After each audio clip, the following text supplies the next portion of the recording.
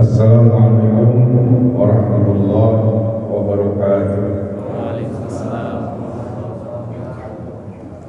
Alhamdulillah alladzi khalaqal mauta wal hayata liyabluwakum ayyukum ahsanu amala wa huwal azizul ghafur. Asyhadu an la ilaha illallah wahdahu la syarikalah wa asyhadu anna Muhammadan abduhu wa rasuluh allazi la nabiyya ba'dah. Salatan wassalaman ala nabil karim Muhammadin wa ala alihi wa ashabihi wa man tabi'ahum bi ihsani ila yaumiddin. Amma ba'd.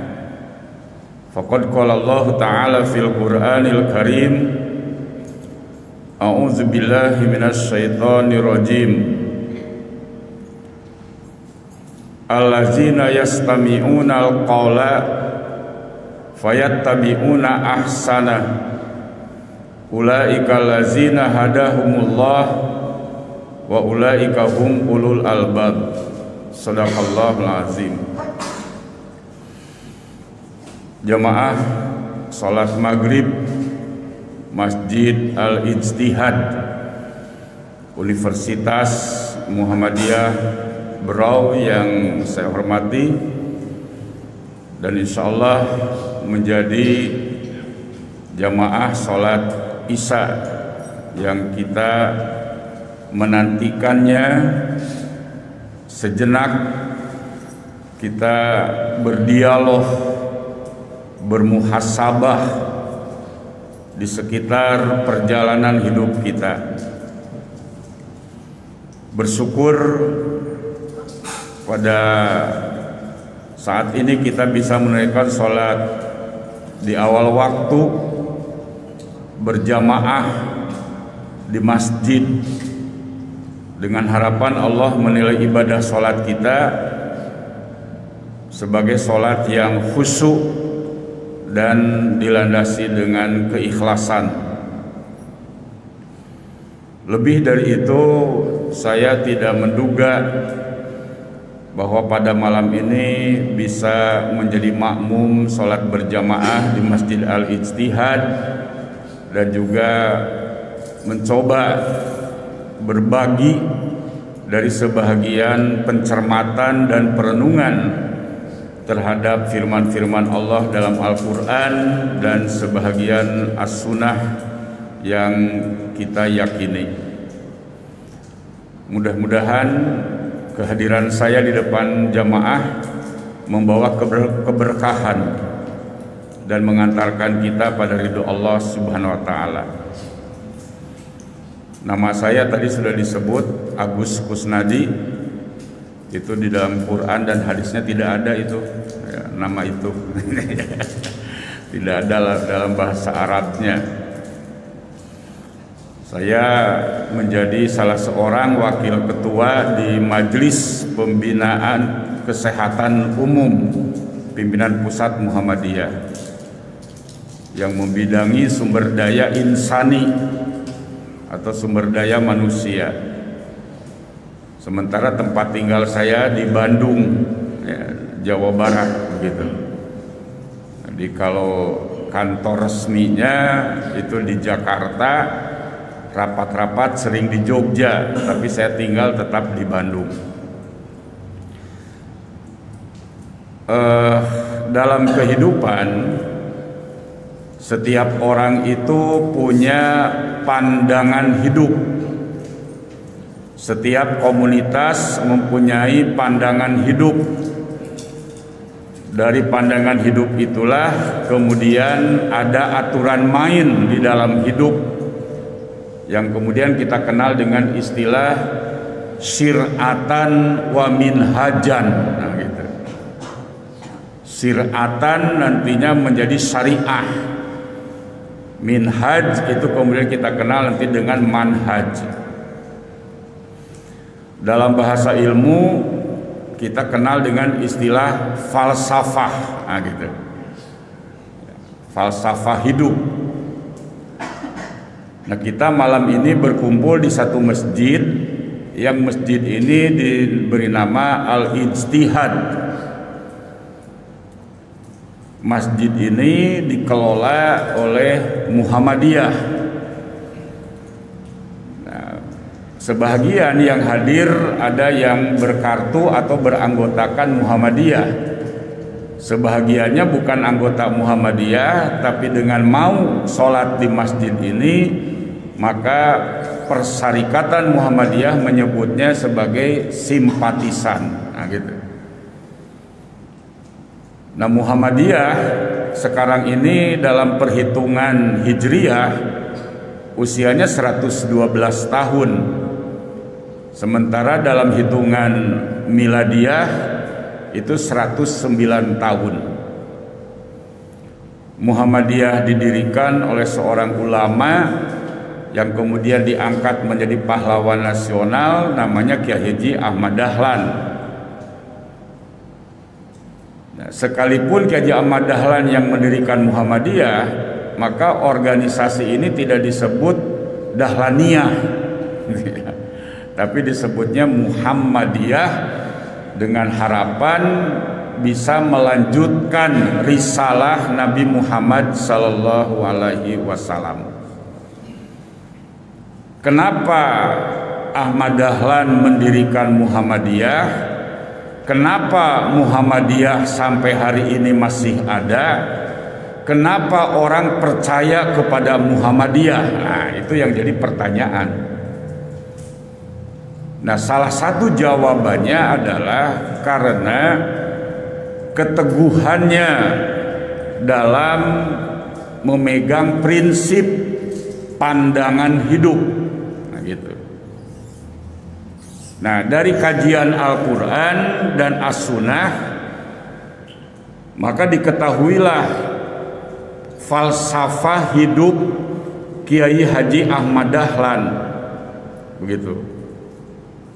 Nah, falsafah hidup Kiai Haji Ahmad Dahlan ini kemudian dikaji, didalami, maka itu kemudian melahirkan rumusan-rumusan formal atau rumusan-rumusan baku di Muhammadiyah yang kemudian dikenal dengan ideologi Muhammadiyah.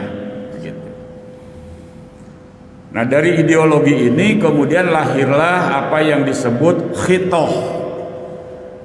Nah, kenapa disebut kata khitoh? Karena salah satu pandangan hidup itu nanti melahirkan yang disebut khitotul hayat, garis hidup, program hidup.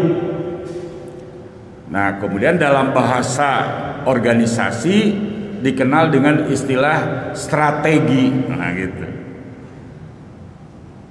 Nah, Muhammadiyah mempunyai strategi bukan melawan tetapi menghadapi, bukan melawan persoalan, bukan melawan musuh tetapi menghadapi lawan, menghadapi musuh, bukan melawan permasalahan tetapi menghadapi permasalahan.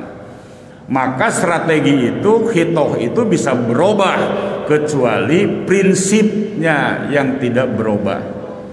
Nah, di antara prinsip itu adalah yang kita kenal tadi dari falsafah hidup. Nah, supaya orang-orang Muhammadiyah tahu, paham, dan orang simpatisan juga semakin simpati kepada Muhammadiyah, yang satu saat bisa turut berkiprah di Muhammadiyah, maka pada malam ini saya mencoba menyampaikan falsafah hidup Kiai Haji Ahmad Dahlan. Falsafah hidup Kiai Haji Ahmad Dahlan ini tidak ditulis langsung oleh Kiai Haji Ahmad Dahlan. Falsafah hidup Kiai Haji Ahmad Dahlan itu dinamai oleh salah seorang murid termudanya, yang waktu itu usianya sekitar 18 tahun. Namanya Kiai Haji Raden Hajid. Nah, lalu beliau menyampaikan kepada murid-muridnya, kemudian ditulislah oleh salah seorang muridnya yang namanya Ibnu Jurem, yang kita kenal dengan Ustadz Prapto, begitu. Nah, itu kemudian disimpulkan ada 7 falsafah hidup Ki Haji Ahmad Dahlan.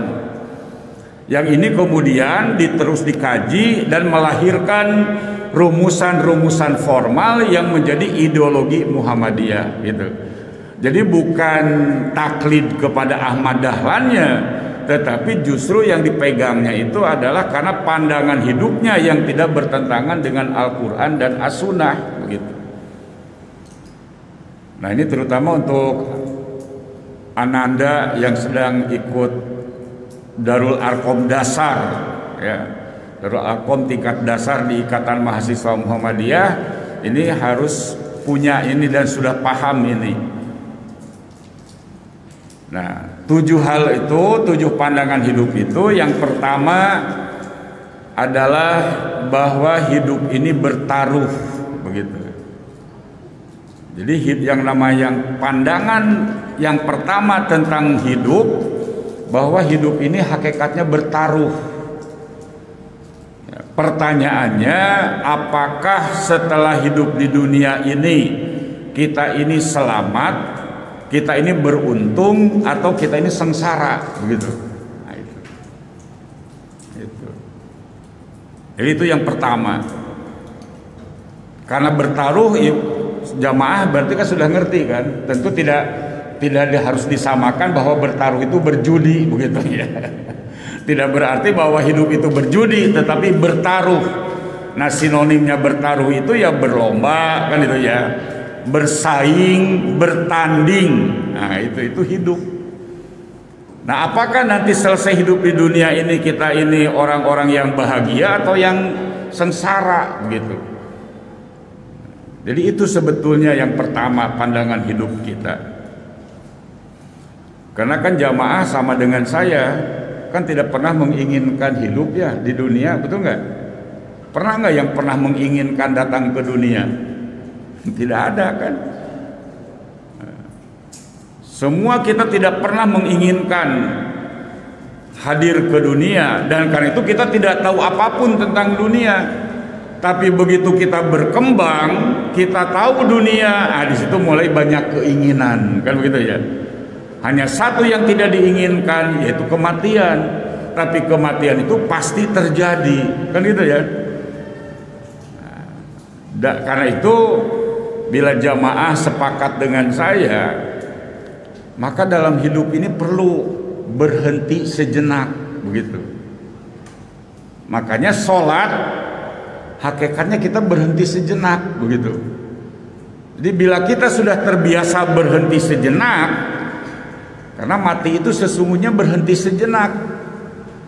Ya, bila bapak-bapak saudara-saudara tidak percaya mati itu berhenti sejenak, silahkan dului saya begitu. Siapa yang mau duluan? Karena setelah itu kita dihidupkan lagi di alam yang lain. Saya kemarin diajak ya, berlima berangkat ke Derawan. Wah, itu kan saya tidak bisa renang, itu kalau di laut lepas saya tenggelam bagaimana? Itu bayangan itu seperti itu kan itu ya. Semakin sadar kita ini. Ya, itu yang pertama, hidup ini bertaruh. Nah, karena hidup ini bertaruh, kemudian yang jadi persoalan itu apakah nanti setelah kita tinggalkan dunia ini bahagia atau sengsara.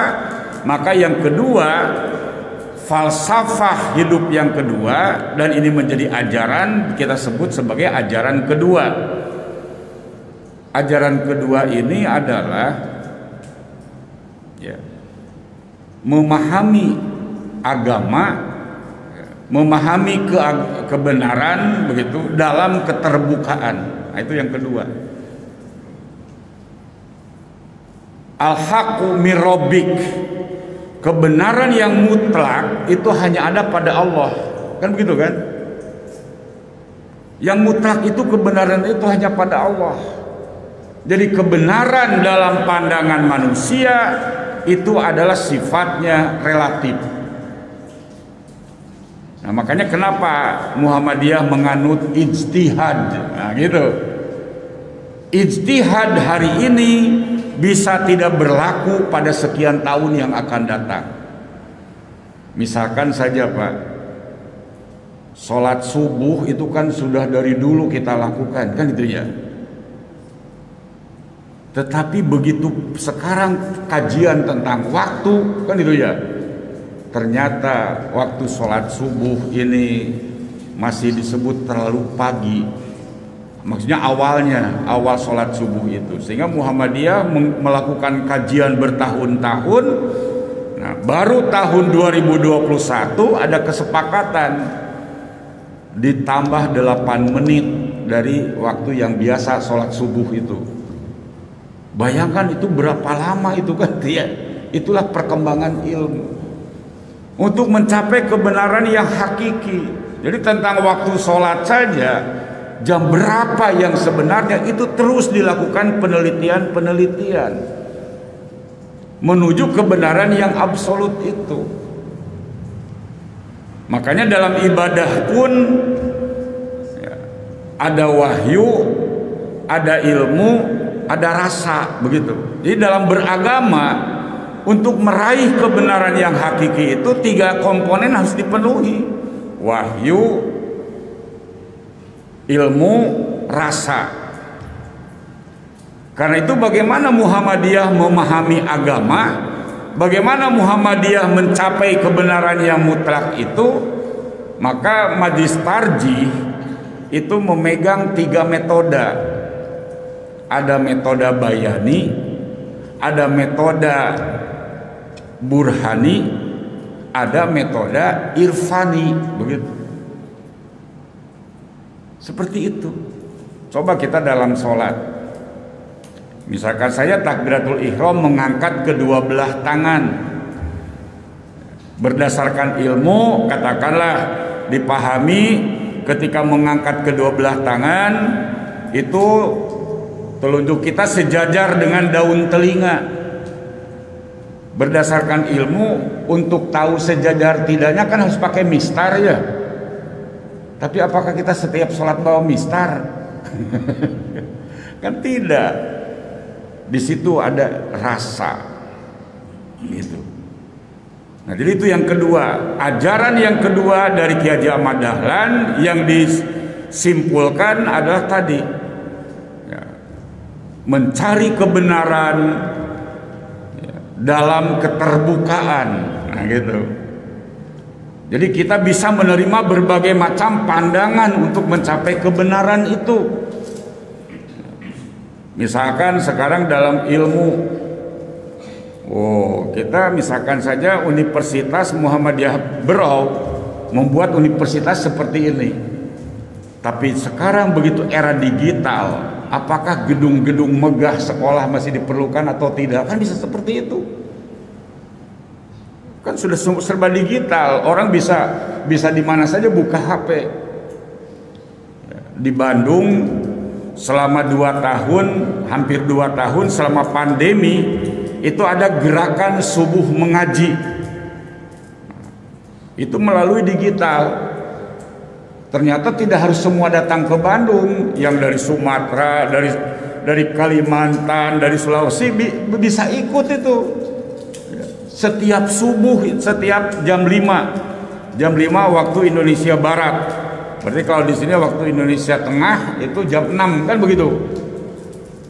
Setiap hari sekarang yang rutin mengikuti tidak kurang dari 200 orang dalam waktu yang sama. Dalam era digital sekarang seperti itu, ya. Tetapi masjid, nah kan gitu kan. Coba masjid sampai hari ini, sekarang kita sudah landai kan pandeminya. Kita kemudian bisa kembali berjamaah di masjid. Tapi untuk belajar, untuk sekolah masih menggunakan perangkat digital dari jarak jauh. Kan begitu. Sholat tidak pernah pakai digital kan. Paling kemarin ada penjarakan kan begitu kan. Diatur jarak. Itu yang kedua, pelajaran yang kedua, bahwa dalam hidup itu kita perlu mencari kebenaran tetapi dalam keterbukaan. Nah, konsekuensi terbuka, maka pendengaran, penglihatan, dan otak harus dibuka. Nah itu. Maka kata Allah, barang siapa yang membuka pendengarannya, membuka penglihatannya, membuka otaknya, itulah orang yang bersyukur. Jadi hakikat bersyukur itu membuka itu. Nah bapak-bapak alhamdulillah, dari maghrib ke isya mau duduk sejenak kan gitu ya, lalu mengikuti kajian. Itu yang kedua. Yang ketiga, bersedia berubah. Nah itu pelajaran ketiga. Bersedia berubah. Nah sekarang ini kita berada pada, apalagi sekarang ini eranya, era kehidupan sekarang disebut era perubahan gitu. Bahasa sekolah menyebut era disruption. Nah itu. Apa cirinya? Ya itu tadi, cirinya era perubahan itu adalah dengan digitalisasi. Semua sekarang ini hampir didigitalisasikan. Alat jual beli saja sudah pakai online kan? Mau beli apa bisa pakai online. Era perubahan. Kita sekarang membiasakan diri memakai masker, menjaga jarak, mencuci tangan, kan begitu. Ini kemudian menjadi kebiasaan-kebiasaan baru, begitu. Kebiasaan-kebiasaan baru.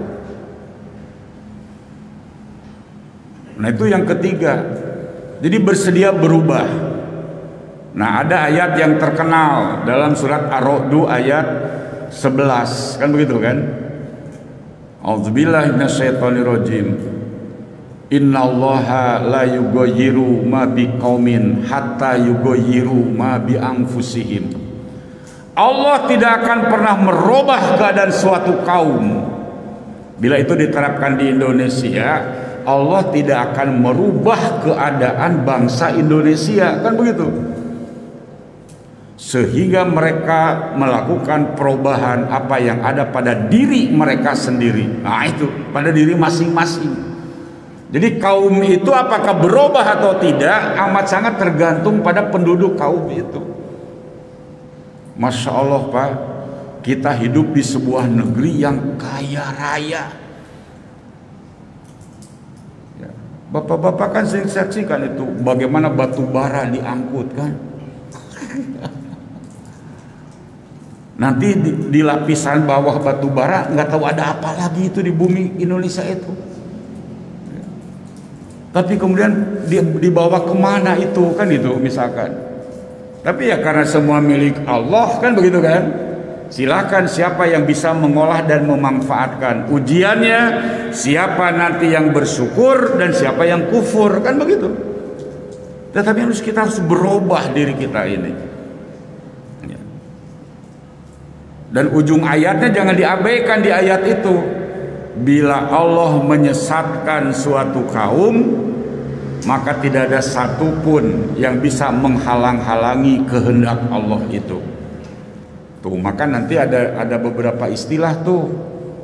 Ya, ada yang namanya masyiah, ada yang namanya aroda, kan begitu. Ya. Kehendak Allah itu ada dua istilah itu. Ada aroda, ada masyiah. Kalau Al-Baqarah 284 itu bentuk masyiah kan, fayaghfiru limayyasha'u, nah gitu kan, wa yu'adzibu mayyasha'u. Ada masyiah. Masyiah itu kehendak Allah yang amat sangat tergantung juga pada keinginan manusia. Maka definisi ikhlas yang lain adalah mempertemukan keinginan kita dengan kehendak Allah. Nah, gitu. Jadi apakah sholat kita ikhlas atau tidak, ukurannya ketika kita punya keinginan bagaimana itu dipertemukan dengan kehendak Allah. Ketika bapak-bapak, saudara-saudara menginginkan sesuatu dipertemukan dengan kehendak Allah, bapak-bapak, saudara-saudara sama dengan saya, bila itu tidak teralami oleh saya di dunia, diyakini satu saat Allah amanatkan, Allah percayakan kepada keturunan kita.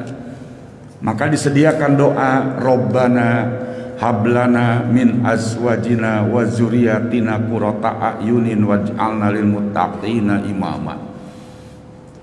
Nah itu. Jadi bersedia berubah. Yang tadinya kita memaksakan keinginan, kita robah keinginan kita menjadi harapan. Nah kan gitu kan. Gitu. Maka kata Allah, apa yang sebaik-baiknya harapan? Yang sebaik-baiknya harapan adalah amal soleh kita. Itu ketika kita punya amal soleh, nah itu yang menjadi harapan kita. Muhammadiyah punya perguruan tinggi tidak kurang dari 300. Itu menyimpan harapan jangka sekian tahun yang akan datang lahirnya generasi-generasi yang hebat di negeri ini. Begitu. Kita sedang vaksinasi massal. Di situ ada vaksinator, di situ ada panitia yang namanya Angkatan Muda Muhammadiyah. Ini diharapkan menjadi generasi yang tangguh. Generasi yang tangguh dan generasi yang bijak, begitu. Makanya orang-orang yang terbuka dengan itu baru dia merasa adanya ketawakalan, itu bersedia berubah. Yang keempat, pelajaran yang keempat yang menjadi falsafah hidup adalah memahami manusia dan akal pikiran. Nah, itu yang keempat. Memahami siapa sebenarnya manusia itu. Itu kita fahami. Makanya Al-Quran menyebut istilah manusia dengan istilah yang utama, yang pokok. Ada basar, ada insan, ada anas. Itu istilah manusia dalam Al-Quran. Tiga-tiganya diterjemahkan manusia. Basar manusia, insan manusia, anas juga manusia. Tetapi masing-masing punya ciri. Suka ke pasar, suka makan, suka minum, suka berpakaian, pokoknya yang bersifat physically itu namanya basar. Nah, gitu. Tetapi ketika disebut insan, di situ ada kolbu, sasarannya adalah di kolbu. Nah, gitu. Dan insan ini adalah secara utuh. Kesatuan manusia secara utuh itu ada pada insan. Nah, tadi dibaca salah satu ayat yang di situ ada bunyi anas. Itu surat Al-Baqarah ayat 21 pada rakaat pertama dibacakan itu. Ya ayuhan nas, kan begitu ya. Wahai semua manusia. Dipanggil basarnya, dipanggil insannya, begitu. Maka orang-orang yang mengerti dengan ayat Al-Quran yang dibaca di dalam sholat, itu digambarkan oleh Allah, tersungkur muka mereka bersujud, berlinang air mata mereka. Begitu. Lalu mereka berucap, Subhana Rabbina ingkana wa'du Rabbina lamaf'ula. Begitu. Lalu dengan kecerdasan Nabi, maka dalam sholat fardu Nabi membiasakan dalam ruku dan sujudnya membaca Subhanakallahumma Rabbana wa bihamdika Allahumma gfirli. Itu karena kecerdasan Nabi, dan sampai Nabi meninggal Allah tidak menyalahkan Nabi membaca itu. Tapi kecerdasan Nabi itu karena menangkap sinyal-sinyal yang ada di dalam Al-Quran. Jadi tersungkur muka mereka sambil berlinang air matanya, yang biasa kita kenal dengan nangis, kan gitu ya. Jadi bila saudara-saudara, bapak-bapak mengatakan manakah tangisan yang sifatnya karunia Allah, yaitu tangisan ketika di dalam sujud. Tapi kalau ada pengajian umum lalu ustadz memimpin doa pada nangis, itu stres bersama itu. Yang tangisan anugerah itu ketika dalam sujud itu. Lalu bagaimana Nabi berpuas-puas di sholat malam, di dalam sholat tahajud? Maka Nabi menggunakan ketika rukunya mengucapkan Subhana Rabbiyal Azim, ketika sujudnya mengucapkan Subhana Rabbiyal A'la. Apa makna itu? Bacaannya pendek tapi maknanya amat sangat dalam. Kan begitu. Jadi Muhammadiyah sampai memilah itu. Mana bacaan-bacaan di sholat fardu, mana bacaan-bacaan di sholat tatawu. Sholat tatawu itu sholat yang diutamakan di luar sholat fardu. Nah, itu sholat tatawu namanya. Ba'da maghrib, ba'da isya, qobla subuh, qobla zuhur, ba'da zuhur, itu adalah tatawu. Dan tidak ada tatawu yang terbaik kecuali tatawu yang disebut sholat nawafil, yang kemudian dikenal dengan sholat tahajud. Nah itu ya. Karena kita fahami tentang manusia dan fahami tentang akal fikiran. Kenapa? Karena yang membedakan manusia dengan binatang adalah binatang tidak punya akal, manusia punya akal. Padahal tempatnya akal itu adalah otak. Manusia punya otak, binatang pun punya otak. Bedanya di binatang otaknya tidak berisi akal. Maka ketika ada orang hidupnya akal-akalan, Allah menyebut dia tidak lagi jadi manusia, tapi dia kal an'am balhum adol. Mereka bagaikan binatang ternak, bahkan lebih hina daripada binatang ternak. Itulah orang yang terbiasa dengan kolusi, korupsi, dan nepotisme itu. Itu bagaikan binatang lagi, serakah. Dia terlena, jadi pejabat sudah cukup lama, jadi purnawirawan sudah cukup lama, usia sudah 74, usaha di mana-mana, dia terlena. Pada usia 74 harusnya dia mutmainah, dibongkar keserakahan dia, dibongkar kepalsuan langkah dia. Kan tidak tenang. Sudah purnawirawan, sudah pensiun, dibongkar kebobrokannya. Nauzubillah min zalik. Itulah manusia. Makanya kalau manusia itu orangnya itu orientasinya hanya seperti kepada fisikali saja, pada fisik saja, itu basar. Dan kalau dia terjebak dalam basar, maka dia akan seperti binatang. Tetapi ketika basar dan insan dipadukan menjadi anas, kan itu. Makanya Al-Quran, semula Al-Quran ini petunjuk bagi siapa? Huda linas, kan bagi petunjuk bagi manusia. Tapi ternyata banyak manusia yang berperan sebagai basar saja. Ada manusia yang tetap utuh jadi insannya. Maka orang yang utuh dalam kemanusiaannya, dia disebut manusia takwa. Dan orang yang manusianya hanya kebasar saja, dia menjadi yang disebut orang yang zolim. Itu yang keempat. Yang kelima, pelajaran kelima dari falsafah hidup Ahmad Dahlan berdasarkan nilai-nilai Al-Quran dan Sunnah itu adalah penyucian diri, tazkiyatun nafs. Maka sholat bukan sekedar sholat, tetapi dalam sholat ada proses penyucian diri.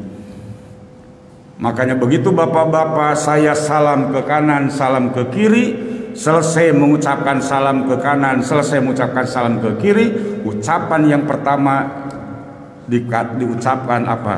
Astagfirullah. Ada 4 ayat dalam Al-Quran yang didahului dengan kalimat la ilaha illallah. Dalam surat Muhammad ayat 19 jelas sekali itu ayat. Auzubillahi minasyaitonirrajim. Fa'lam annahu la ilaha illallah wastaghfir li zambika walil mu'minina wal mu'minat wallahu ya'lamu mutaqallabakum wa maswakum. Itu dimulai dengan fa'lam, ketahuilah. Karena fa'lam ada huruf ain lam mim, konsekuensinya pakai ilmu. Jadi mengetahuinya pakai ilmu.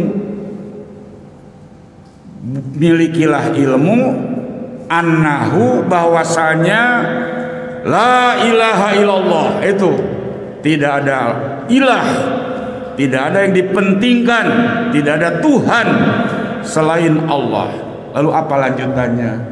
Wastaghfir li zambika, dan mohonlah ampunan kepada Allah terhadap dosa-dosamu, walil mu'minina wal mu'minat, untuk orang, dan juga mohon ampunan untuk orang-orang yang beriman baik laki-laki maupun perempuan. Wallahu ya'lamu, dan ketahuilah Allah itu maha mengetahui mutaqallabakum, hilir mudiknya, aktivitas kamu, wa maswakum, dan tempat tinggal kamu. Jadi kalau saya dari Bandung berangkat sampai ke Berau itu harus selalu ingat itu. Allah tahu hilir mudik saya dari Bandung ke Berau, programnya 4 hari di Berau, besok pagi tadi insya Allah mau pulang ke Bandung lagi. Ketika saya tinggalkan rumah, saya jangan sampai meninggalkan persoalan dan masalah dalam keluarga, karena saya belum tentu bisa kembali ke rumah. Tapi ketika saya bisa sampai lagi ke rumah, karena saya waktu tinggalkan rumah tidak meninggalkan persoalan dan masalah, maka saya datang ke rumah pun nyaman. Itulah al-baiti jannati, rumahku adalah surgaku. Bayangkan kalau saya tinggalkan rumah dengan meninggalkan persoalan dan masalah rumah, lalu saya bisa sampai lagi ke rumah, apakah al-jannah yang dibuka? Neraka jadinya. Tuh penyucian diri. Yang keenam, pelajaran keenam dari falsafah hidup Gajah Madahlan adalah ikhlas dalam memimpin. Nah, itu. Baik memimpin keluarga, baik memimpin di persyarikatan, baik memimpin di amal usaha Muhammadiyah, tidak ada lain adalah ikhlas. Nah, bila orang itu ikhlas, bapak-bapak, saudara-saudara saya, bagaimana supaya bisa ikhlas? Maka ada 3 etos dalam mekanismenya: basmalah, filah, lillah. Nah, itu untuk sampai pada kualitas ikhlas. Segalanya atas nama Allah, dijalaninya di jalan Allah, diperuntukannya untuk Allah. Kenapa diperuntukkan untuk Allah? Karena kita datang ke dunia bukan keinginan kita, tapi kehendak Allah. Jadi boleh-boleh saja Bapak, saudara-saudara berdoa pada Allah tuh begini, ketika satu saat sangat rumit hidup, ya Allah, aku datang ke dunia bukan keinginanku tapi kehendakmu. Sekarang aku sedang rumit dalam hidup, apakah engkau akan biarkan aku begini? Boleh begitu. Tinggal berani tidaknya saja. Jadi kan orang sering tanya doa apa yang terbaik kan gitu ya. Saya pernah didatangi oleh orang, Pak Agus, saya minta doa yang terbaik untuk saya. Karena saya dipandang ustadz, maka saya harus hati-hati memberi doa yang terbaik. Saya katakan inilah doa yang terbaik. Rabbana atina fid dunya hasanah wa fil akhirati hasanah wa qina azabannar. Apa jawabannya? Bosan doa itu. Katanya dia sudah buntu mencari doa yang terbaik, datang ke ustadz, ustadz ngasih itu. Katanya bosan. Maka saya kasih yang barusan itu. Udah gini aja doa kamu, apa? Tuhan, aku datang ke dunia bukan keinginanku tapi kehendak-Mu. Apa Engkau akan biarkan aku begini terus? Gitu aja sebenarnya. Apa jawabannya? Oh, saya nggak berani. Nah kalau begitu saya katakan, sebelum Anda berdoa harus berani dulu. Gimana rumus berani? Nah, berani itu antara takut dan nekat. Itu berani namanya. Contohnya, misalkan di jalan tol.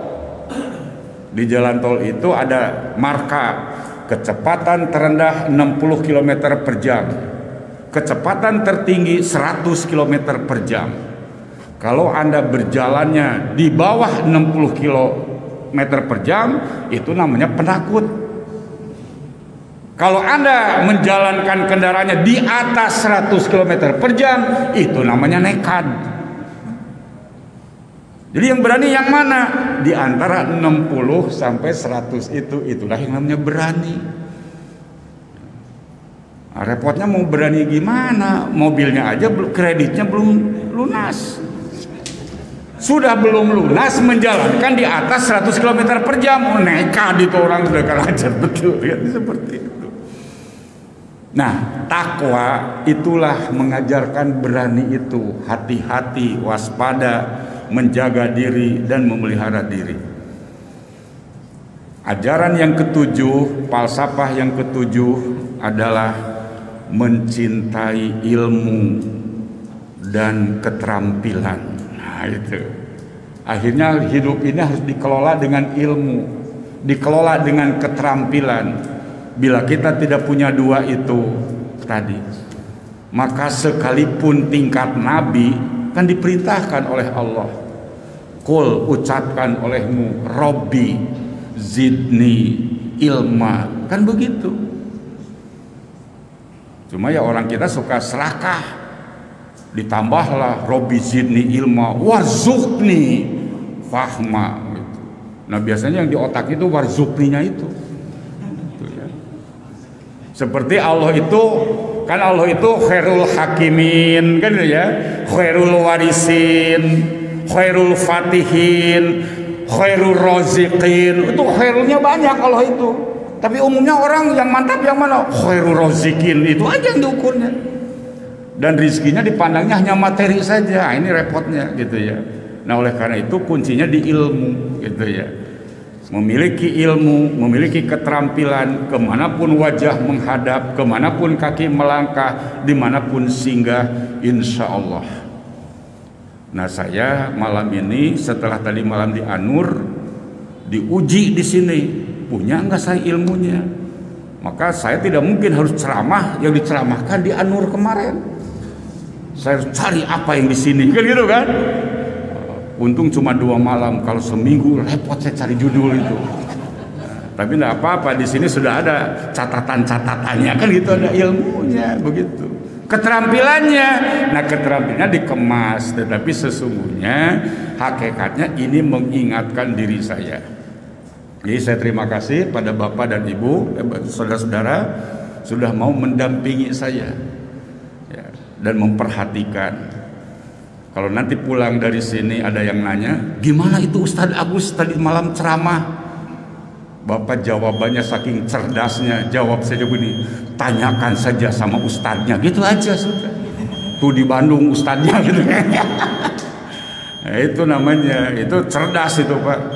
Pokoknya tadi malam itu ngaji namanya. Begitu ditanya menerangkan apa ustadz, Bapak cerdas. Yang ditanyakan ustadz, tanyakan aja ke ustadz gitu. Tapi begitu Bapak ditanya, apa yang Bapak dengar? Biasanya jawaban umum, iman dan takwa, itu umumnya. Biasanya seperti itu. Saya kira demikian, ya, tanda waktu sholat Isya sudah sampai. Sekali lagi mohon maaf yang sebesar-besarnya. Mudah-mudahan satu saat kita bisa berjumpa lagi. Kalau tidak jumpa di dunia, ya nanti di akhirat lah. Di surga itu juga ya. Jadi mungkin saja besok lusa yang mendahului saya persilahkan saja ya. Saya masih belum mau kan itu ya gitu ya. Saya demikian Pak. Nasru minallah wa fathun qarib. Assalamualaikum warahmatullahi wabarakatuh.